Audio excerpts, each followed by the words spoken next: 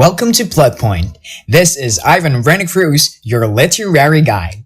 This is the podcast that explores essential literature from across centuries and continents. Each episode, we break down a single work, covering the plot, the essential story, then diving into the point, the critical analysis, context, and enduring meaning. Ready to unlock the secret life of books? Let's begin.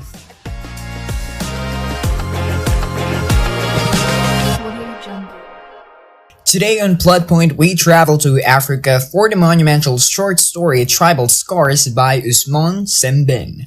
First, let's establish the plot, the essential narrative, characters, and events that define tribal scars.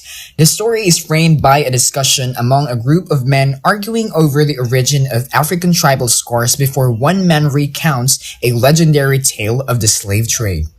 This tale focuses on Amu and his young daughter Ayomi, who are rescued from a slave ship by the rebel leader Momotu, only for Amu to realize Momotu intends to sell them again.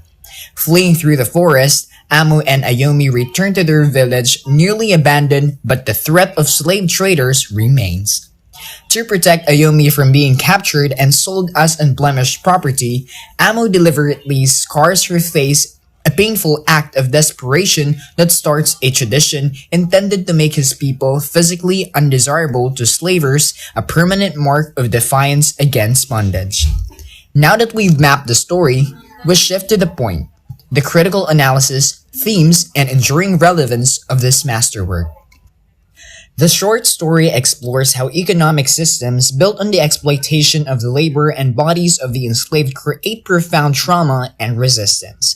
Slavery is presented as a brutal system of commodity exchange where people are reduced to property to be traded for profit, a fundamental conflict between the oppressed and the oppressors.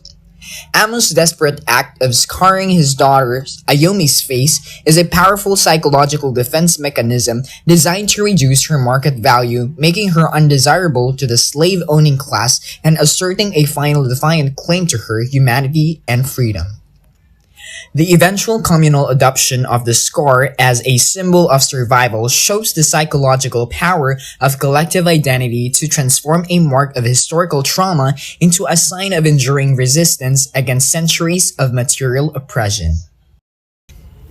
That brings us to the end of our discussion. We've navigated the plot and analyzed the point. Thank you for exploring this literature with me. Please subscribe to Plot Point and leave a review wherever you listen.